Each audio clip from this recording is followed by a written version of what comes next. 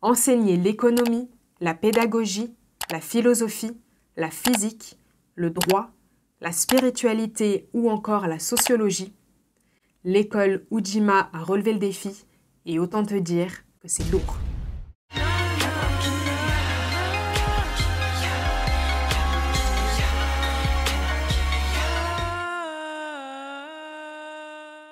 Lapi à la famille, moi c'est Nelly et j'ai le plaisir de te partager un échange très enrichissant avec Hermile, le cofondateur de l'école Ujima.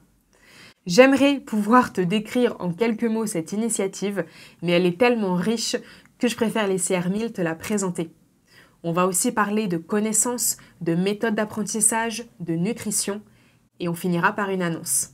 Bon visionnage. Lapi à la famille, je suis en train de finir le montage et il y a beaucoup de parties que j'ai dû enlever pour pas que ce soit trop long. Mais j'étais quand même un peu frustrée parce qu'il y avait des points très intéressants. Et finalement, je me suis dit que j'allais te proposer cet échange en deux versions. Une première version courte, qui est donc celle que tu regardes en ce moment, et une deuxième version longue qui sera disponible aux personnes qui souscrivent sur la chaîne aux abonnements Eban et Akoma. Pour en savoir plus, je te laisse cliquer sur le bouton rejoindre à côté de abonner. Au TEP. Lapi à Hermile. Lapi à Nelly. Comment tu vas? Moi, très bien, hein, écoute. Merci beaucoup de prendre un moment dans ta journée pour cette vidéo très très importante. On a plein de choses à se dire, donc on va essayer tout de suite d'aller dans le sujet. Hermile, déjà, est-ce que tu peux te présenter à toutes les personnes qui regardent cette vidéo? Hermile, papa de 4 enfants, en couple. Que dire, mon corps est originaire du Congo-Brazzaville. Oh. Et je vis actuellement en Île-de-France, dans le 78 plus précisément. Ouais. Et je m'apprête bientôt à changer de continent. Qu'est-ce que je fais dans ma vie actuellement? Donc, je suis le président de Ujima. Mais avant d'être le président de Ujima, j'ai étudié la comptabilité à l'école. Je fais des études de comptabilité. Et ensuite, je me suis réorienté dans l'informatique. Voilà. Et c'est l'informatique, en fait, qui m'a petit à petit poussé vers notamment le parcours que tu connais un petit peu maintenant, que l'on présente chez Ujima. Donc, je suis allé jusqu'à l'ingénierie en réseau, en système et en messagerie. Et puis, j'ai travaillé au CNAM, Conservatoire national des arts et métiers, pendant un moment. Et donc, j'ai baigné dans un milieu de pro, la formation, etc. Donc, ça a éveillé chez moi le formateur que je suis maintenant. Voilà.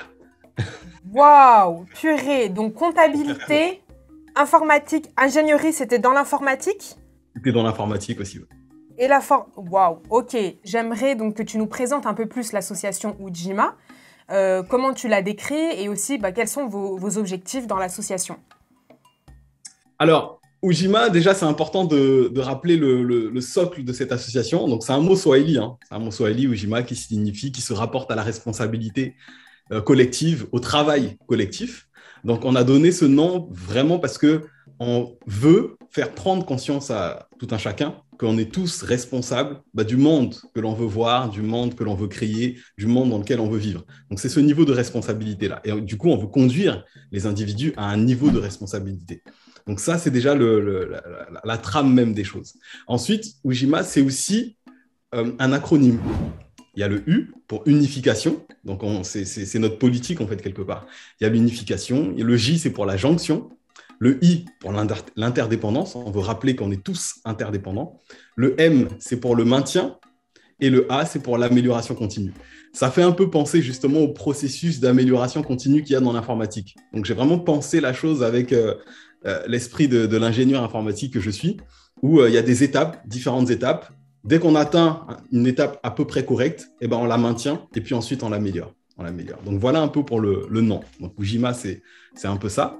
Et notre but, c'est de faire en sorte que le monde soit un espace où il fasse meilleur vivre. Voilà, le mieux vivre ensemble aussi, c'est très important. Ça, c'est le but global. Et pour atteindre ce but, donc on s'est fixé des objectifs. Ces objectifs, l'objectif principal, le cœur, notre cible principale, c'est vraiment les mélanodermes. Voilà, c'est vraiment ça. L'objectif, c'est de pouvoir doter chaque mélanoderme sur cette planète d'outils qui lui soient capables de créer une meilleure vie. Et par extension, bien évidemment, les autres peuples de la Terre, le reste de la famille humaine. Mais vraiment, notre cible principale, ce sont les mélanodermes. Voilà. Et donc, pour rendre cela possible, on essaye de rendre toutes les connaissances cohérentes et pratiques. C'est vraiment ça, la politique de l'ensemble de ce qu'on fait chez Ujima. On prend un peu toutes les connaissances qu'on a pu rassembler jusque-là, éparses de toutes les anciennes comme les nouvelles, on les rassemble, on les examine et on essaye d'isoler les constantes. Et une fois qu'on a isolé les constantes, on peut avoir quelque chose à peu près universel qui marche un peu partout. Et c'est cette chose universelle, là, les constantes, que l'on va après diffuser, mais de façon très pratique, parce qu'il y a beaucoup de... J'ai fait beaucoup de philosophie aussi, j'ai étudié beaucoup de philosophes. C'est bien la philosophie, ça permet un peu d'étudier les choses. Mais le côté ingénieur, à un moment donné, est venu et a pris le pas. Voilà. Et je me suis dit, non, philosopher, c'est bien, mais pratiquer, c'est mieux. Appliquer, c'est mieux. Rendre les connaissances cohérentes et utilisables, voilà ce qu'est ma définition de la science, en fait. Donc voilà un peu notre politique, notre but, notre objectif à Ujima. C'est un peu ça, grosso modo. Eh bien, franchement, respect. Déjà, en voyant ce que vous proposez, j'étais déjà impressionnée. Mais là, la façon dont tu le présentes, t'es là, waouh. L'ambition, être concret aussi, ça qui me plaît beaucoup. On apporte une connaissance qui déjà nous personnellement nous élève, mais en plus de ça qui permet de faire un monde meilleur. Et c'est ça devrait être ça notre objectif à tous en fait. J'ai une question par rapport justement à ton parcours. Comment t'en es arrivé? Tu disais que c'est pas avec l'informatique que du coup tu t'es que ça a amené à ce que tu fais aujourd'hui. En termes de conscience, de conscientisation, comment ça s'est fait tout ça chez toi? Alors, ça s'est fait il y a quelques années quand j'ai commencé à étudier le réseau. Le réseau, les switches, les routeurs, etc. Okay. Et en fait, ça faisait déjà un moment que j'avais commencé à changer de vie, en fait. Depuis l'arrivée de mon premier enfant en 2010, précisément, j'avais commencé par changer de mode d'alimentation. Voilà, j'ai commencé par changer de mode d'alimentation. Je suis passé à une nourriture bio, par exemple, etc. Et puis, petit à petit, j'ai cheminé et j'ai commencé à étudier. Et il s'avère que tout est parti de mon changement d'alimentation. Et j'ai remarqué que mes performances, vraiment, en fait, je commençais à performer. Je me suis dit, waouh, qu'est-ce qui se passe? Autant au niveau mental qu'au niveau physique.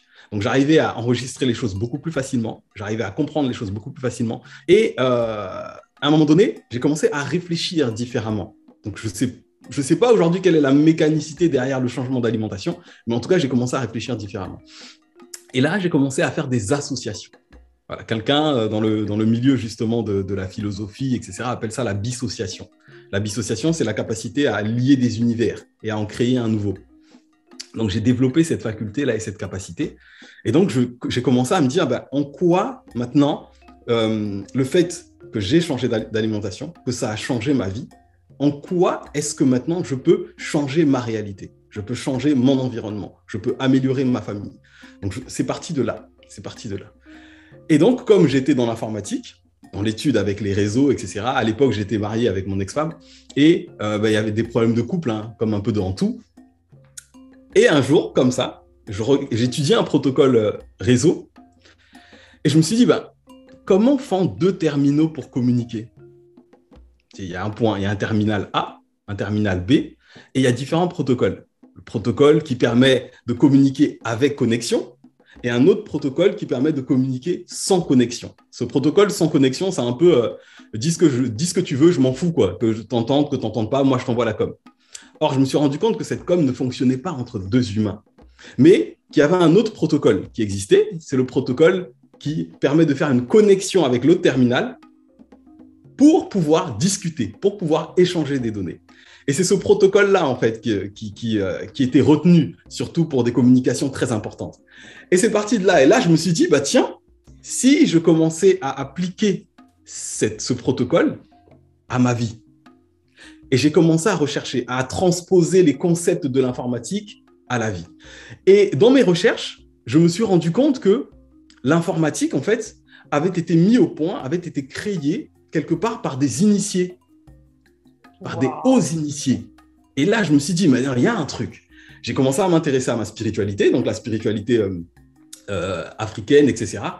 Et quand j'ai commencé à faire des parallèles entre la spiritualité et l'informatique, je me suis dit, c'est normal que l'informatique soit quelque chose qui fonctionne parce qu'ils ont pris les concepts et ont fait quelque chose d'opérable. Et là, je me suis dit, waouh, c'est ça en fait, c'est cette voie que je dois suivre. Par exemple, il y a juste pour te donner un exemple, hein, il y a un modèle qu'on appelle le modèle OSI dans l'informatique. Donc, c'est un modèle avec 7 couches. Donc, chaque couche permet de faire quelque chose de différent. Et donc, je me suis amusé, moi, après, à prendre ce modèle en 7 couches et à faire un parallèle, par exemple, avec les 7 chakras, ce qu'on appelle les 7 chakras. Chaque couche correspond et c'est juste magnifique. Et donc, c'est comme ça que j'ai commencé à pouvoir prendre la spiritualité et à la transformer en science applicable, domaine par domaine. Voilà. Et c'est un parcours qui a commencé en 2010 et qui s'est poursuivi, qui se poursuit encore, en fait, jusqu'à présent. Et juste avec, entre guillemets, juste avec l'alimentation. Enfin, toi, ça t'a vraiment fait un déblocage. Juste, comme tu dis, juste avec l'alimentation, effectivement. Parce que l'alimentation, c'est tout un domaine. Tout est dans le mot, en fait. Et souvent, on néglige l'importance du mot. Ouais. Alimentation, c'est ce qui nous alimente. C'est ce qui nous donne notre énergie. Donc, l'alimentation, c'est quelque chose qu'on apprend dans la science de l'alimentation. Peut-être qu'on en parlera tout à l'heure. Et c'est quelque chose de global. Et juste avec ça, je me suis rendu compte qu'en changeant, à l'époque, j'avais même voulu créer un mouvement qui s'appelait la révolution par l'assiette. Et malheureusement, ça n'a pas suivi, mais bon, c'est toujours ce que je fais. C'est qu'en changeant les éléments dans son assiette, on se rend compte qu'on change beaucoup d'éléments dans sa vie, en fait. Ça change énormément de choses. Il y a beaucoup de choses qui sont liées à l'assiette et qui font bouger énormément de lignes.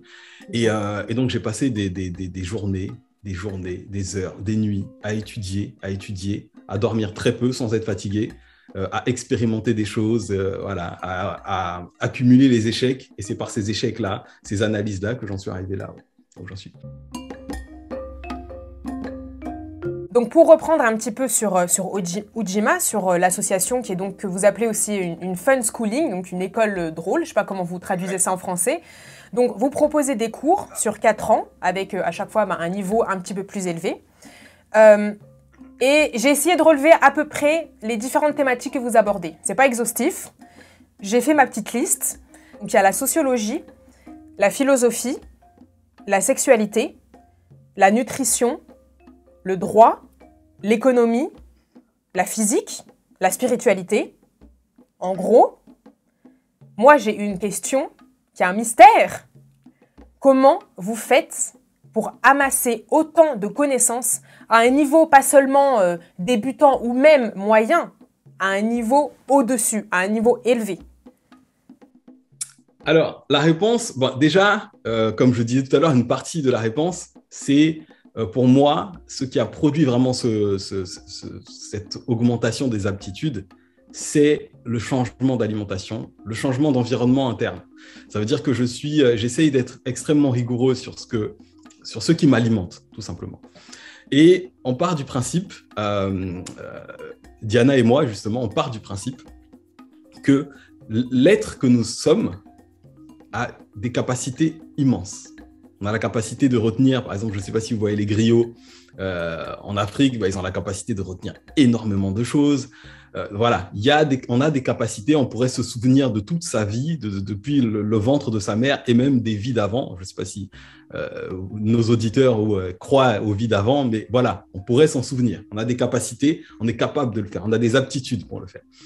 Et déjà, le changement d'environnement, le changement d'alimentation, c'est quelque chose qui, chez moi, a réveillé certaines de ces aptitudes-là. Et ensuite, l'autre élément, c'est la façon même d'apprendre. La façon même d'apprendre. J'ai été formé à ce qu'on appelle les sciences de l'apprentissage, les sciences des données. Je me suis auto-formé, j'ai étudié et j'ai commencé à essayer à mettre ces choses-là en pratique. Et c'est là que tout a complètement changé. Tout a complètement changé. Déjà, ma capacité à mémoriser s'est vraiment accrue avec le changement d'alimentation. Mais lorsque j'ai compris après les mécanismes qu'il y a derrière l'apprentissage, c'est là que je me suis dit, mais en fait, on passe à côté de beaucoup de choses. On passe à côté de beaucoup de choses. Et cette capacité d'apprentissage-là, c'est le premier cours d'ailleurs avec lequel j'invite les étudiants à commencer. C'est le kit de démarrage avec la science « Apprends-moi à apprendre ». AMA. Parce que la devise de Ujima, c'est en fait, apprends-moi à apprendre. Donc, s'amuser à comprendre. Parce qu'avec le jeu, je trouve qu'on comprend mieux. et valoriser les compétences. Donc, c'est ça, apprendre à apprendre, c'est le premier volet. Et c'est de là que tout est parti. Et grosso modo, j'ai compris deux choses. L'approche initiatique et les mots incompris. Alors, l'approche initiatique, c'est quoi? L'approche initiatique, c'est de pouvoir se dire en quoi est-ce que ces données que je vais apprendre, ces informations que je vais apprendre, vont pouvoir me servir à moi dans ma vie. Et juste le fait de percevoir les choses comme ça, bah, l'état d'esprit est différent et du coup, on enregistre mieux, beaucoup plus vite. Et la deuxième chose, c'est l'application qu'il y a derrière.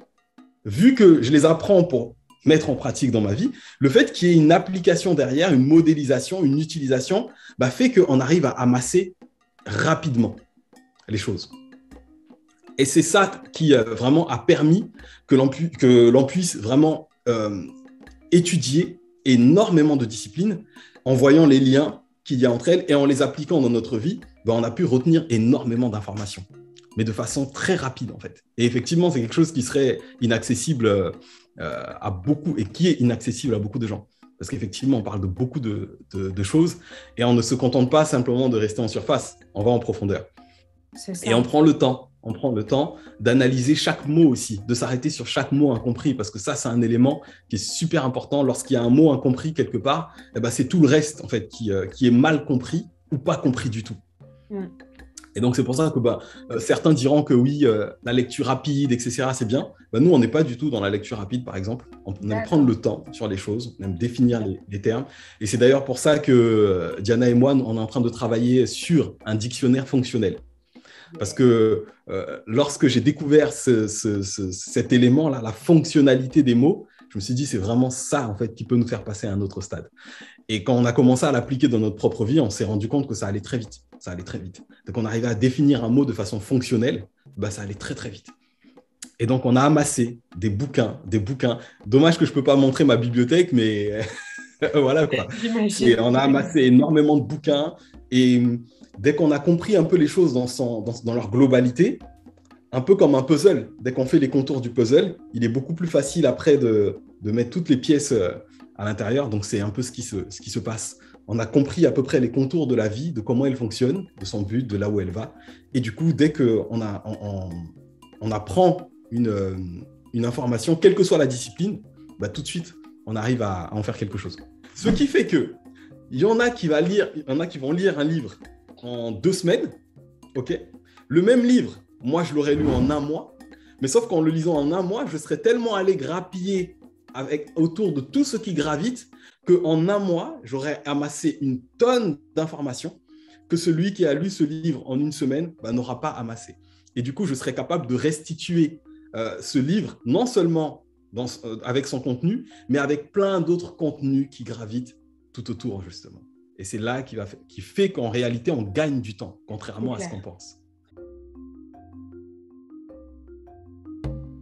Donc, par rapport justement à cette idée de conceptualisation des cours, de la connaissance, etc., comment vous faites avec Ujima pour...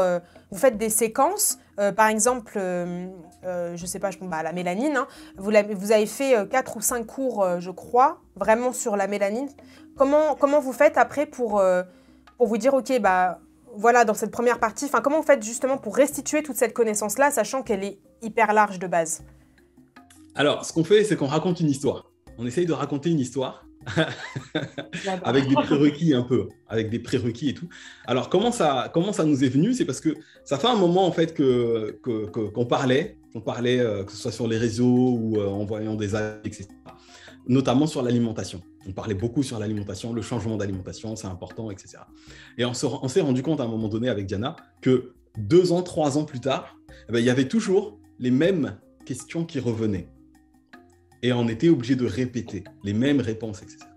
Et du coup, on s'est dit à un moment donné que si les gens ne comprennent pas, c'est peut-être parce qu'il n'y a pas tout le cheminement que nous, on a fait. Parce que moi, j'ai un certain cheminement. J'ai cheminé, j'ai évolué petit à petit. Et quand on donne une information sans ce cheminement-là, c'est un peu compliqué. Et donc là, on s'est dit, ce qu'on va faire avec le parcours, donc on va créer ce parcours-là et on va essayer de forcer le cheminement. Et donc, ce qu'on a fait, c'est qu'on est parti de la cellule. par exemple. On est parti de la cellule. C'est-à-dire la cellule qui est l'unité de base du vivant aujourd'hui, qui est admise comme étant l'unité de base du vivant.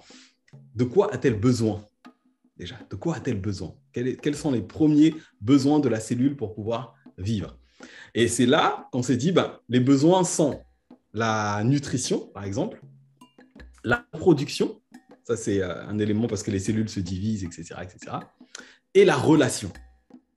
Donc on s'est dit, tiens, à partir de là, on a un peu le triangle de base qui permet à la cellule de fonctionner. Maintenant, comment est-ce qu'on les ordonne, ces sciences-là? Comment est-ce qu'on les séquence? Donc c'est bien évidemment quelque chose qu'on est encore en train de faire.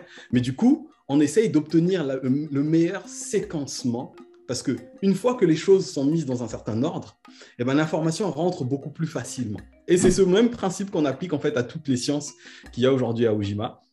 Il y en a 5 en tout. Ouais, c'est ça. Il y en a 5 en tout. Et on a commencé justement par la vie, parce que on est des êtres vivants. Donc, voilà, on a commencé par la vie, expliquer ce qu'est la vie, qu'est-ce que les anciens, en tout cas, comprenaient derrière ce mot vie. Et ensuite, on est parti sur les principes du Kybalion, les lois qui régissent l'univers, les lois qui régissent l'espace dans lequel on est. Parce qu'on arrive dans un monde, quand un bébé naît, par exemple, il arrive dans un monde qu'il ne connaît pas. Donc, il doit apprendre les lois de ce nouveau monde-là. Il sort du ventre de sa maman et donc il doit connaître l'univers dans lequel il est. On a repris cette séquence-là. Et ensuite, il doit rentrer en relation avec son environnement. Et comment il rentre en relation avec sa mère, comment il rentre en relation avec la nourriture, comment il rentre en relation avec son environnement, le nouvel espace, comment il rentre en relation avec son propre corps. Parce que c'est important aussi. Au début, un bébé, il croit qu'il est juste des yeux et une tête. Et après, il découvre qu'il a des mains, il découvre qu'il a des pieds, etc. Et donc, ça, c'est un peu la séquence globale. C'est d'abord les sciences en C. On appelait ça les sciences en C, les sciences de la vie. Voilà.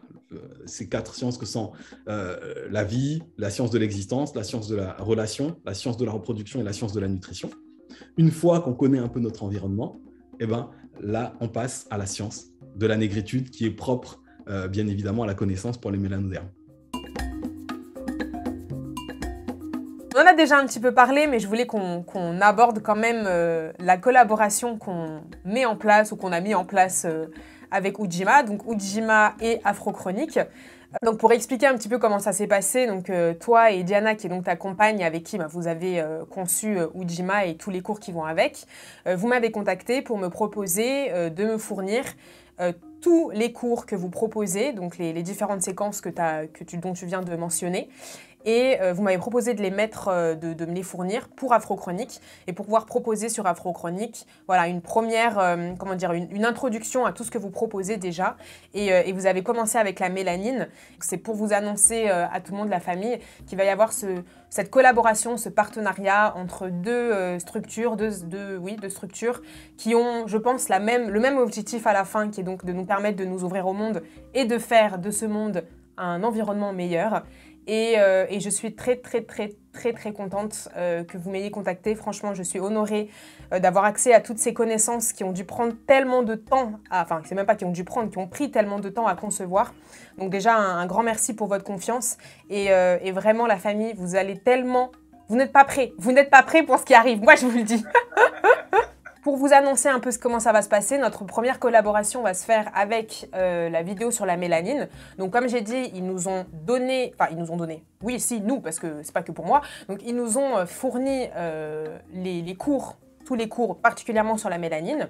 Et moi, à partir de mes recherches et de leur contenu, j'ai retravaillé pour faire une série sur la mélanine. Ça peut pas... Là, c'est 10 heures de cours au total, hein, donc je pourrais pas faire ça en une série. Mais le but, c'est de vous donner déjà énormément de connaissances là-dessus. Vous verrez, c'est très complet. Et évidemment, je vous recommande à 1000% de vous procurer ces cours-là, qui en plus, hein, au niveau du prix et la famille, c'est presque donné, hein, parce que quand on voit la qualité, c'est un investissement qui est largement rentable. Bref, voilà, je sais pas si tu veux rajouter quelque chose. Non, c'est exactement l'effet désiré. Qu'ils soient pas prêts. Vous n'êtes pas prêts. Qu'ils soient pas prêts. Et donc, pour la petite histoire, moi, je sais plus ce que je faisais. Un jour, j'étais allongé, je crois, sur mon canapé, et je parcourais des vidéos. Et parce que justement, l'idée, c'était un peu de trouver un format. Bon, nous, on a une chaîne YouTube, mais elle est vide. Hein, on s'y intéresse pas parce que c'est pas du tout notre truc, quoi. Ça demande du temps, etc. Et donc, c'est vrai que beaucoup de gens nous disaient, ouais, mais pourquoi vous faites pas des vidéos sur YouTube? Pourquoi vous mettez pas des morceaux de vidéos sur YouTube, justement pour vulgariser vos sciences, etc. Et donc, ça trottait là dans la tête. Et donc, moi, j'étais allongé, donc je regardais des vidéos. Et je suis tombé sur Afro Chronique. Et donc, quand j'ai regardé, je vois le petit jingle et tout. Je dis, ah ouais, mais elle gère et tout. Et donc, j'ai commencé à écouter et je dis, waouh, non, c'est plutôt que de me fatiguer à refaire une vidéo et à disperser nos forces, et ben voilà. Donc, c'est parti de là. Parce que c'est vrai que l'optimisation, c'est vrai que c'est pas tout le monde qui a cette mentalité. Il y en a beaucoup d'autres peut-être qui auraient préféré faire pour eux, etc. Mais l'optimisation veut que l'énergie, c'est quelque chose qu'il faut conserver. L'énergie doit être conservée. C'est vraiment le propre de l'univers dans lequel on est. C'est conserver l'énergie parce que rien ne se perd, rien ne se crée, tout se transforme. Et donc, c'est là que l'idée m'est venue de dire, je vais la contacter, on va essayer de faire quelque chose ensemble. Elle a besoin peut-être de contenu. Et nous, on est riche en contenu et ce n'est que la première année. Il y en a encore beaucoup d'autres derrière de contenu. Donc, on va tout simplement donner le contenu et puis voir comment on peut travailler ensemble. J'espère que cet échange t'a plu autant qu'à moi. Ashanti Sana, encore une fois, à Hermile et Diana de nous fournir leurs précieuses recherches. On commence donc cette belle collaboration dès la semaine prochaine avec une série sur la mélanine. Je finis comme j'ai commencé, ça va être lourd.